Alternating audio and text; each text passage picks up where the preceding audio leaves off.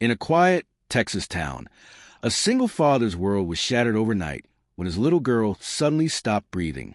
He was convicted of her murder, a verdict based on a medical theory that is now widely questioned. But what if she was never murdered at all? On today's episode of Behindd'verdict, we uncover the story of a man who spent over 2 decades on death row, convicted under science that was later proven flawed. This is a story of how a theory nearly cost an innocent man his life. His name is Robert Roberson. He once cradled his daughter at dawn, whispered lullabies, and prayed for her future. He never imagined it would end with him fighting for his life, accused of a crime he swore he never committed. Robert Leslie Roberson was born in November 1966 in Wood County, Texas.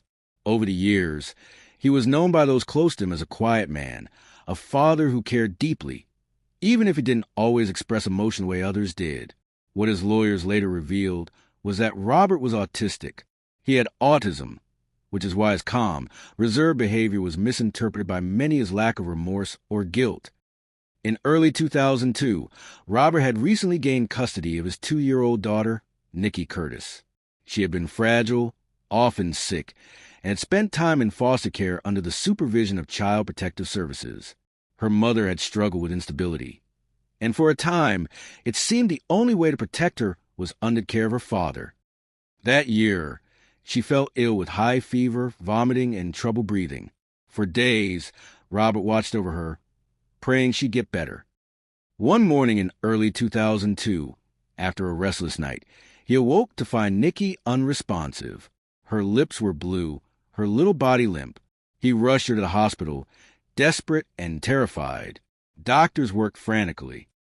Within hours, the medical team determined the cause of her collapse: brain swelling, bleeding. Nikki was pronounced brain dead the next day. The grief was immediate and so overwhelming for Robert. But soon after, the investigation that followed turned Robert's life into a nightmare. The doctors concluded Nikki died from shaken baby syndrome. The idea that a child's brain injuries, bleeding, and swelling must have been caused by violent shaking. Robert said she fell, but they said he shook her to death. Confused, he called it a tragedy he didn't understand, but the authorities labeled him a monster. And just like that, the loving father became the prime suspect. At trial, the prosecution's case leaned heavily on so-called medical certainty. Experts testified that the set of injuries Nikki showed, the brain bleeding, swelling, and retinal hemorrhages, could only mean shaking. The jury heard no convincing alternative, no solid proof of prior abuse, no credible witness. No history of violence existed. Robert's calm and quiet demeanor was misinterpreted as lack of remorse. And because Robert didn't cry or react the way they expected, they said he must be guilty. Then came the verdict in 2003. He was convicted of capital murder and was sentenced to death. Right there and then his world collapsed. How could he ever handle the grief? Year after year, Robert's appeals failed. The courts held on to the junk science, stating that the verdict remained valid.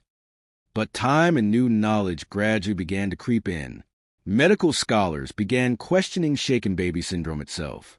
They showed that illnesses, severe pneumonia, sepsis, infections, could mimic injuries once thought unique to abuse. They revealed that shortfalls, resuscitation efforts, or even blood clotting disorders could produce brain swelling and hemorrhages. Robert's legal team produced fresh evidence. Nikki had signs of pneumonia. Her immune system was compromised. Her body had struggled. In autopsy records, they found indications pointing to infection or natural causes. They argued the prosecution's experts misinterpreted or ignored critical data. The same experts who once testified against Robert later acknowledged the theory was not as certain as they once claimed.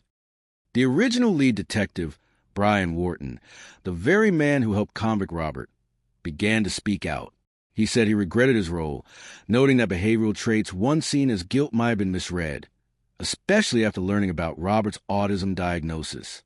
Meanwhile, supporters rallied. Advocacy groups, lawyers, scientists, including a juror from the original case who later said they regretted their vote. John Grisham, the famous author, threw his voice behind Robert's fight. Lawmakers in Texas pressured for review, on Robert's case. Then, as of October 2025, the Texas Appeals Court paused its execution, citing concerns that the original conviction relied heavily on flawed scientific reasoning. The court sent Robert's case back for fresh review. But despite the progress, every day behind bars has been a life stolen, a life of love, of hope, and of devotion to a child he never harmed. He has spent more than 20 years holding on to his faith and his innocence, waiting for a system that got it wrong to make it right. While we wait for the justice system to review Robert's case again, and as the legal fight continues, we are left with difficult questions. How many other parents or caregivers have been condemned by outdated science? How many lives have been shaped not by the truth, but by what was believed to be fact at the time? Can a system admit its own mistake before it's too late? Can innocence ever and truly be enough? Will the system make things right? Subscribe to Behindd'verdict for more stories that uncover the truth, challenge what we think we know, and remind us that justice is never simple. Stay with us, because every story deserves to be heard.